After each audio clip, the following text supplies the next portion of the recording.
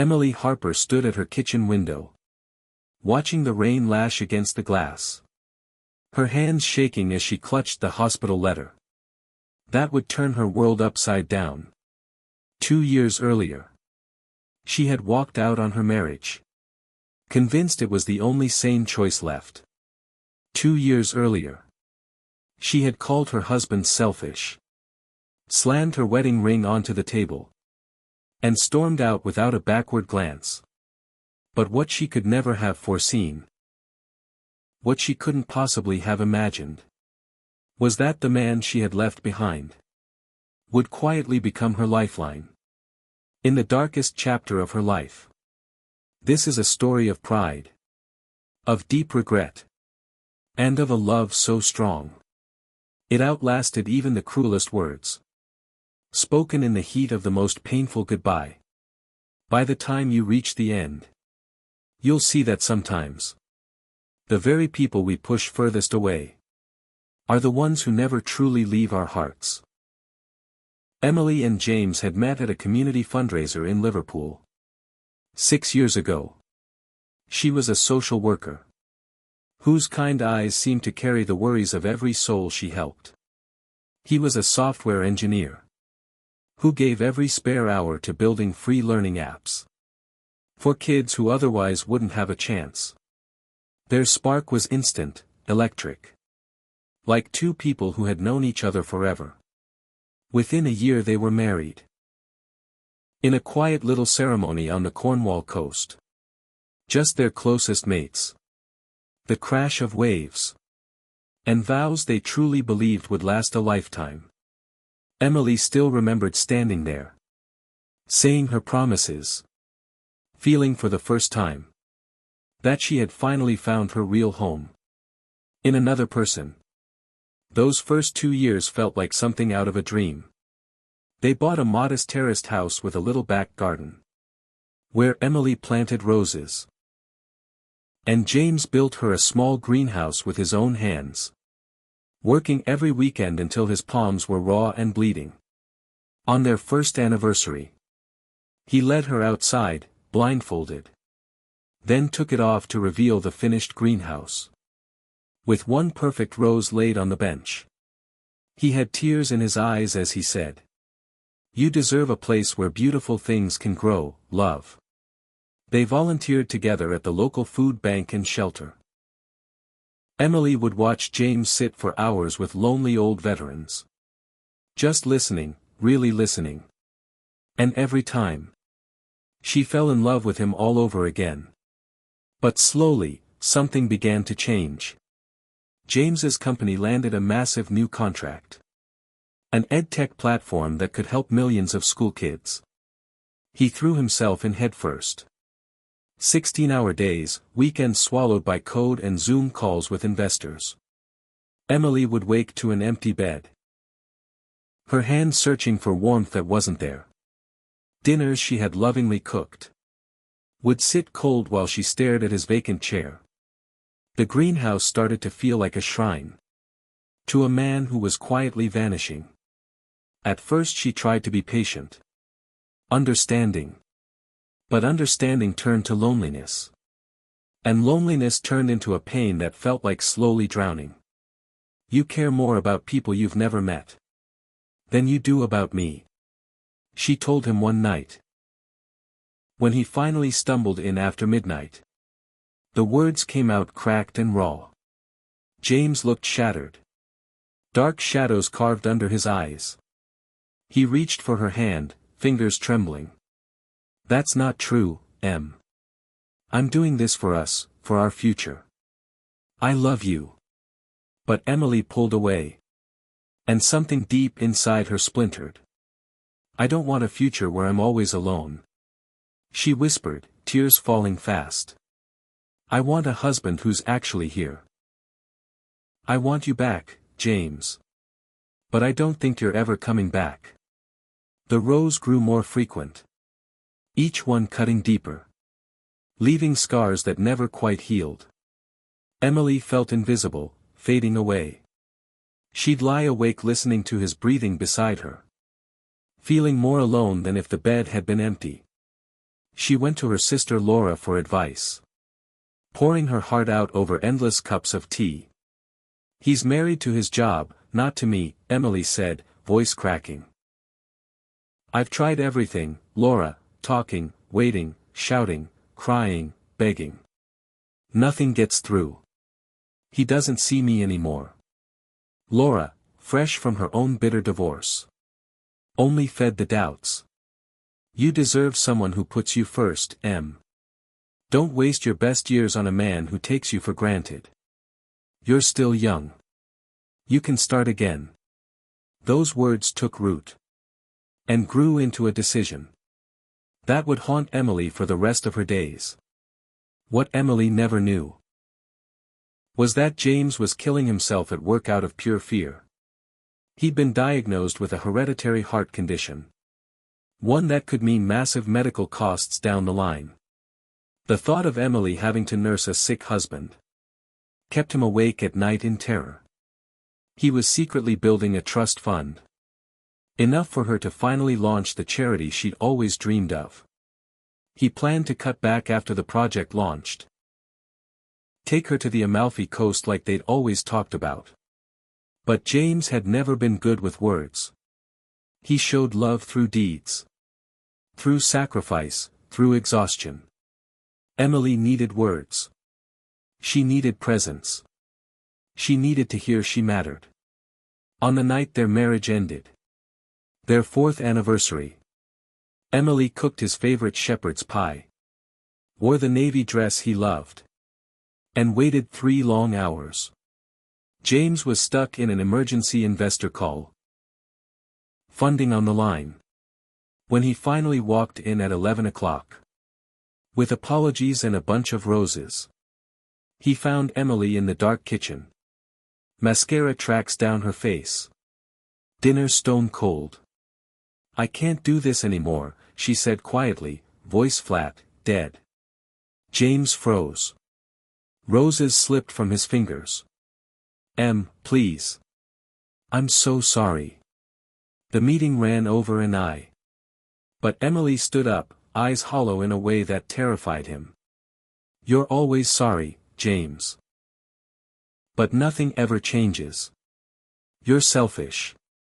You think about your work, your big ideas, your future. But never about me. About us. I'm done being invisible." She slid off her wedding ring with trembling fingers and set it on the table. The tiny clink sounded like a gunshot. "I want a divorce." James felt his entire world collapse. "Please, Em. I know I've been absent. I can change. Let me explain everything. Just, one more chance." But Emily shook her head, tears streaming. "I've given you 1,000 chances. I deserve better than this. I deserve to be chosen, James. And you keep choosing everything else." She packed a bag while he stood frozen in the doorway. When she left, she didn't look back. If she had looked back, she would have broken. James stayed in the kitchen until sunrise, staring at the ring, the dying roses, unable to grasp how he'd lost the only thing that mattered. The divorce was fast and clinical. Emily refused any money, any settlement. She took only her things and walked away. James signed the papers with shaking hands, tears splashing onto the ink. They sold the house.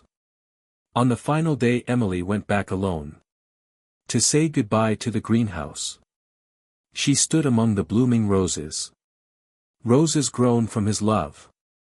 And sobbed, wondering if she'd just made the worst mistake of her life. Emily moved into a tiny flat and buried herself in work. Extra cases, longer volunteer shifts. Anything to outrun the emptiness. She went on a few dates. No one came close to what James had been. Laura kept telling her she'd done the right thing. But in the middle of the night, Emily would wake reaching for him, forgetting he was gone, remembering how he held her through bad dreams, the little notes he tucked in her lunchbox, The greenhouse he built until his hands bled. Then she'd remember the empty dinner table. The cold sheets. And cry until she fell back asleep. James moved to Manchester. Took a job with better hours. But it didn't matter. There was no one waiting at home. The project launched, a huge success. Millions of kids benefiting. Awards, praise, recognition. It all felt empty. He'd stand on stage accepting trophies. Wishing Emily could have been there beside him. He never dated again. She had been his one person, his soulmate. On what would have been their anniversary. He'd drive down to Cornwall. Stand on the same beach where they married. And stay for hours remembering her smile. 2 years dragged by like that. Both of them alive. But only half living. Emily had just finished a 14-hour shift. When she felt the lump in the shower. Small. Probably nothing. But something told her to get it checked. 2 weeks later she sat in the oncologist's room. And heard the words that made the walls tilt. Invasive ductal carcinoma, stage 3, aggressive. Treatment had to start straight away. The consultant spoke of chemo, radiotherapy. Possibly a mastectomy.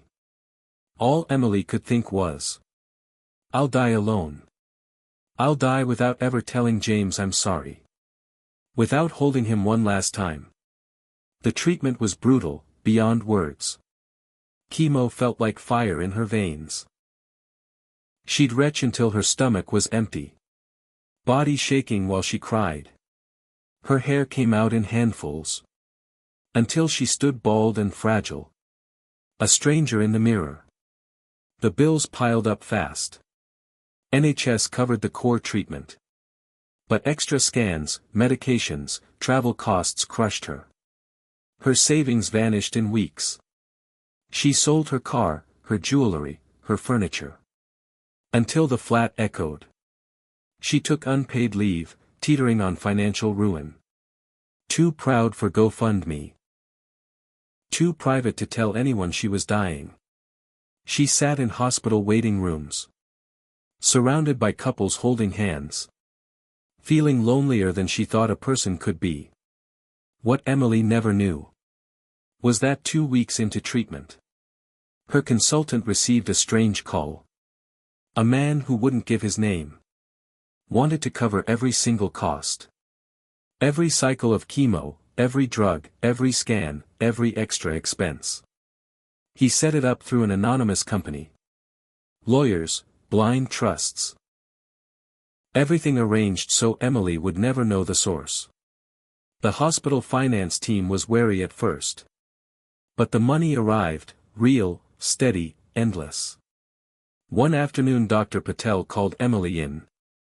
Eyes shining with tears. Emily, I've got some extraordinary news. All your medical bills have been paid in full. By an anonymous donor. Every penny. Everything you've had so far. And everything you'll need from now on. Emily stared, stunned. That's impossible. That's hundreds of thousands. Who would do that? Dr. Patel shook her head. I don't know.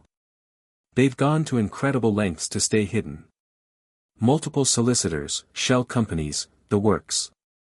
You don't have to worry about money anymore. Just concentrate on beating this. Emily's mind spun. Maybe a charity grant, a hospital fund. She asked everyone. No one knew. Laura suggested a wealthy philanthropist. Emily tried to believe it. But deep inside, a quiet voice whispered something. She was too frightened to name. Chemo continued to ravage her. She lost her hair again, dropped 40 pounds. Skin turning ashen. Days when she couldn't stand. Couldn't eat. Could only lie there in pain. But she fought, because giving up wasn't who she was. And because there were things she still needed to say. Laura drove her to every appointment. Held her on the worst nights. But there were long hours when Emily was alone. With her fear and her crushing regret.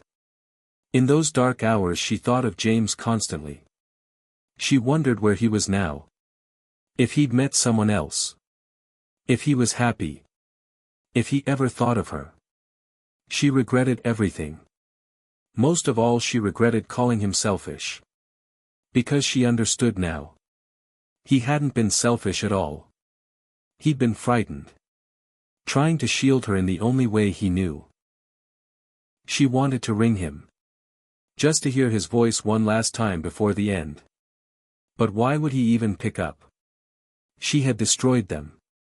James had never stopped watching over her. From a distance, like a shadow.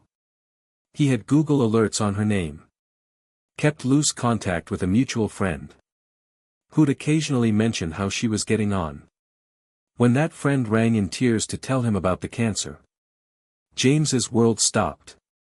He couldn't breathe. He paced all night, heart splintering. He couldn't just turn up on her doorstep. She had made it clear she wanted him gone. But he couldn't stand the thought of the woman he still loved. Fighting for her life completely alone. So he did what he had always done best. He worked. He cashed in every investment. Took out big loans. Sold his flat, moved into a bedsit. He contacted the hospital trust. Hired solicitors for the anonymous payment structure. Made sure every bill Emily ever received would be covered. Money meant nothing. If Emily wasn't here anymore. He would have given it all. Just to buy her one extra day. He drove down to Liverpool every month. Stayed in budget hotels under false names. Just to catch a glimpse of her from afar. He saw her walking into the oncology center. Head wrapped in a scarf, body so thin, steps slow. But still that same stubborn determination. That made him love her even more. He wanted to run to her. Hold her. Tell her she wasn't alone. But he honored what she had wanted. And loved her the only way left to him. Silently, desperately, from the shadows. 7 months in. A scan showed the tumors shrinking. Dr. Patel was cautiously hopeful. Emily let herself feel a tiny spark of hope. She began a private journal. Writing letters to no one. In one entry she wrote. I've been thinking about James every single day. I was so furious that he was never there. But I wasn't there for him either.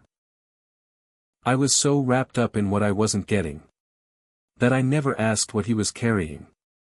I never tried to understand why he pushed so hard. I just decided he didn't love me enough. And I threw away something that could have been saved. If I get through this. I want to find him. I want to say sorry. I want to tell him I never stopped loving him. I want him to know that every day for 2 years. I've regretted walking out that door. He was the best thing that ever happened to me. And I let him go. The turning point came in her 9th month of treatment. She was at the hospital for a routine scan. When she glanced through the window of the family waiting area. And saw a man who looked exactly like James.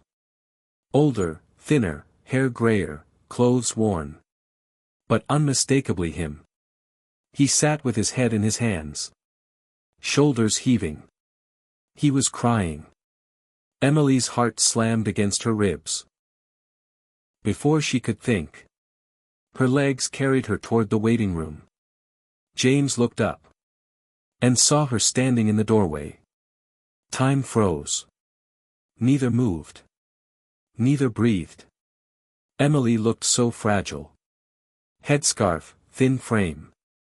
But those eyes were still hers. James, she said softly, voice trembling. He stood slowly, as if she might vanish if he moved too fast. Emily, he whispered, voice breaking. What are you doing here? She asked, stepping closer. James's mind scrambled for an excuse. Anything to keep protecting himself. But he was tired of hiding. I'm here for you, he said, tears spilling. I've always been here for you. Emily's eyes filled as the truth hit her. It was you, she whispered. The payments. All of it. It was you. James couldn't lie anymore. I couldn't let you face this on your own. I couldn't let money stop you getting treatment. His voice shattered. He covered his face, body shaking with sobs. He'd held inside for months. Emily's legs buckled. She sank into a chair, mind reeling. But I divorced you. I called you selfish. I said awful things. I broke your heart. James sat beside her, face streaked with tears. You were right about some of it. I was absent. I didn't give you what you needed. I was so terrified of becoming a burden that I pushed you away. I'm sorry. You're sorry. Emily gave a broken laugh sob. James, you've paid for my cancer treatment. Hundreds of thousands of pounds. You sold everything, didn't you? James shrugged, fresh tears falling. It doesn't matter. Nothing matters except you still being here. Emily looked at him, really looked. And in his eyes she saw everything. All the love, all the pain, all the sleepless nights. Why would you do that? After everything I said. James took her hand. The touch sent sparks through both of them. Because I never stopped loving you, he said, voice raw. Every single day for 2 years. I've woken up loving you. I never stopped wanting to take care of you. Even if you hated me. Even if I never saw you again. I just needed to know you had a chance. You deserve to live, Em. The world is better with you in it. Emily sobbed, whole body shaking. I didn't hate you. I never hated you. I loved you so much it tore me apart. I was angry and hurt and stupid. But I never stopped loving you. Not for one single day. And I'm so sorry for what I said. That word, selfish. I've regretted it every moment since. I've thought about you every day for 2 years. You were never selfish. You were trying to protect me. And I was too blind to see it. James touched her cheek, thumb brushing away tears. I should have fought harder for us. I should have begged you to stay. I should have told you about my health scare. About why I was so scared. I should have told you about the trust fund. About all the plans I had. But I kept it all locked away. And expected you to just understand. They sat in that hospital waiting room. Hands clasped. 2 years of hurt and longing between them. Both crying, hearts breaking and mending at the same time. What do we do now? Emily asked through tears. James squeezed her hand. Right now. You focus on getting better. Emily shook her head fiercely. No. What matters is I almost died. Without telling you how sorry I am. What matters is I love you, James. And I don't want to waste another second without you. I don't know how much time I've got left. But whatever it is. I want to spend it with you. If you'll have me. James pulled her into his arms. Emily melted against his chest. Hearing his heartbeat. Feeling like she'd finally come home. There's nothing to forgive, he whispered. I love you. I've always loved you. I'll always love you. They held each other and cried. Mourning the lost years. Grieving the pain they'd caused. Beginning to heal wounds that once felt impossible. 2 months later the final scan came. Emily sat in Dr. Patel's office. With James beside her, hands locked together. Dr. Patel's eyes were wet. Emily, there's no evidence of disease. You're in complete remission. Emily burst into tears. James held her tight. Both of them sobbing with pure relief and joy. For months after that hospital day. On a quiet beach in Cornwall. The same stretch where they'd first said their vows. James dropped to one knee. The sunset turned the sky gold and rose. Emily looked radiant. Hair grown back in soft waves. Eyes bright with life again. "Emily Harper," he said, voice steady despite the tears. "I loved you the first moment I saw you. And I'll love you until my last breath, and beyond. I don't need a second chance to be sure. You're the only person I want forever. Will you marry me again? Will you let me spend the rest of my life showing you exactly how much you mean to me?" Emily pulled him up, tears streaming, heart overflowing. "Yes," she said, voice clear and strong. 1,000 times yes. Their second wedding was small and perfect. They exchanged the same rings from before. Understanding this wasn't really a second chance. It was their first real chance. At the marriage they should have built. Rooted in honesty, sacrifice. And a love deep enough to survive anything. When the celebrant said, "Husband and wife," James drew Emily close and whispered, "I've got you. Always. Forever." Emily whispered back, tears falling. "And I've got you. For the rest of our lives." They kissed as the sun dipped into the sea. And every moment of pain suddenly felt worth it. Because it had led them here. To this new beginning. To a love made stronger. For having been broken and rebuilt. They had lost each other once.